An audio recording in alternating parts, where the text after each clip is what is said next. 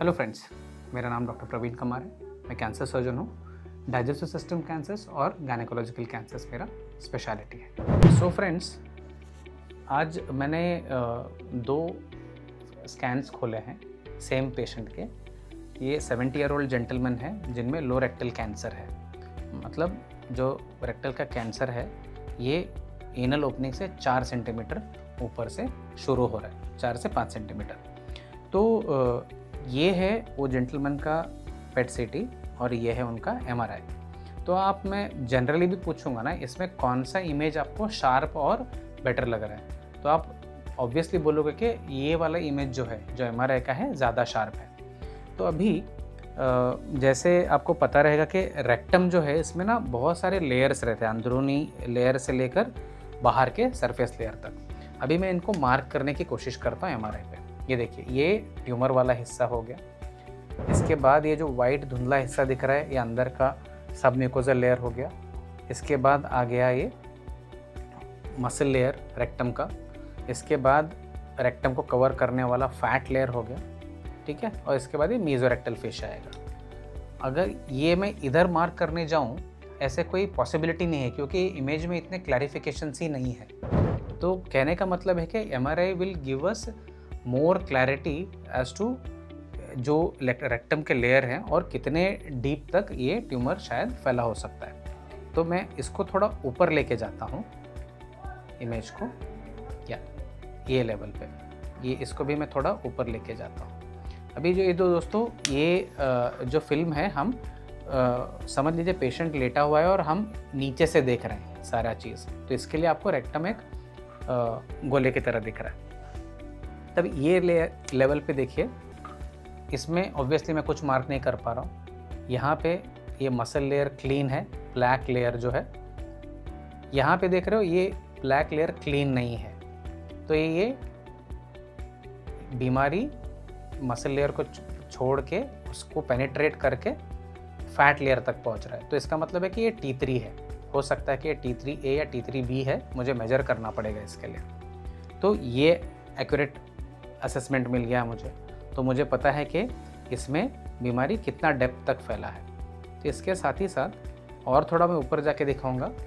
ये देखिए, ये लिम्फ नोड्स जो है मुझे समझ में आते हैं यहाँ पे। इसके साथ ही साथ जो रेक्टम को बांध के रखता है, जो फेशिया है, ये यहाँ क्लीनली दिख रहा है।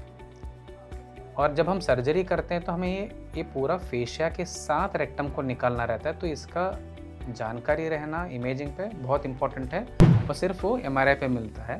ये सीटी स्कैन पे इतना एक्यूरेटली आपको नहीं दिखेगा। ये देखिए, ठीक है। ये हो गया एक चीज़। अभी दूसरा चीज़, मैं अभी इसको और नीचे लेके जाता हूँ, ठीक है। मैं नीचे नीचे मतलब एनल ओपनिंग की तरफ हम जा रहे हैं, ठीक है। ये हो गया ब्लैडर, सेमिनल, वेसिकल, इसके बाद प्रोस्टेट आ गया एनल ओपनिंग के पास। ठीक, मैं इसको भी उतना ही नीचे लेके जाता हूँ, ओके, प्रोस्टेट के पास। अभी आप देख सकते हैं सारे लेयर क्लियर है हमारे में। मसल लेयर, इंटरनल लेयर, जो बाहर का मांसपेशी आपके टॉयलेट को और गैस को कंट्रोल करता है वो है। और ये इंटरस्फिंक्ट्रिक स्पेस, मतलब ये अंदरूनी लेयर और बाहरी लेयर के ऊपर बीच का जो फैट लेयर है, जिसको हम इंटरस्फिंक्ट्रिक स्पेस बोलते हैं, ये भी क्लियर है। तो इसमें ना मुझे कोई डाउट नहीं है कि मैं इनका ये पेशेंट का स्पिंक्टर बचा सकता हूँ और इनमें परमानेंट स्टोमा नहीं लगेगा। सो ये डिसीजंस इसमें पॉसिबल नहीं रहता है। ठीक इसी तरह अगर आप साइड में देखोगे ना, तो यहाँ पे एमआरआई में इतने सारे फेजेस अवेलेबल हैं क्रॉस एग्जामिनेशन करने के लिए कि ताकि एक्यूरेट प्लानिंग हो। एक सजैटल सेक्शन में दिखाऊंगा एमआरआई का। तो ये है, हम साइड से देख रहे हैं पेशेंट का जो एनाटॉमी है। तो यहाँ पे ये ट्यूमर हो गया, ठीक है। तो ट्यूमर के साथ साथ आगे ब्लैडर है, प्रोस्टेट है, और इन दोनों का जो प्लेन है ना, ये पूरा क्लियर है, जो वाइट लाइन जो दिख रहा है, तो ये फैट लेयर है।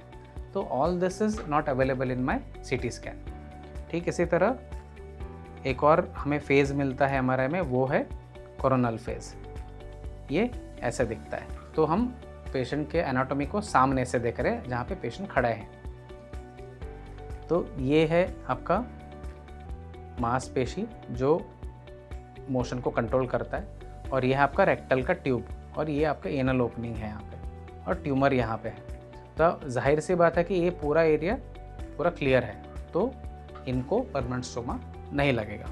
तो ये सारे जो डिटेल्स है ना दोस्तों, ये MRI पे अवेलेबल रहते हैं और MRI से हम ये आइडेंटिफाई कर सकते हैं और पेट स्कैन पे इतने स्ट्रक्चरल डिटेल्स हमें नहीं मिलते हैं और CT स्कैन पे भी। तो ये इम्पोर्टेंस है MRI रेक्टम कराने का रेक्टल कैंसर के ट्रीटमेंट के शुरुआत में। सो फ्रेंड्स, जैसे मैंने दिखाया, MRI रेक्टम बहुत ही अच्छा स्ट्रक्चरल डिटेल्स देता है सर्जिकल प्लानिंग के लिए भी और सर्जरी से पहले क्या ट्रीटमेंट देना चाहिए उसके डिसीजंस के लिए भी।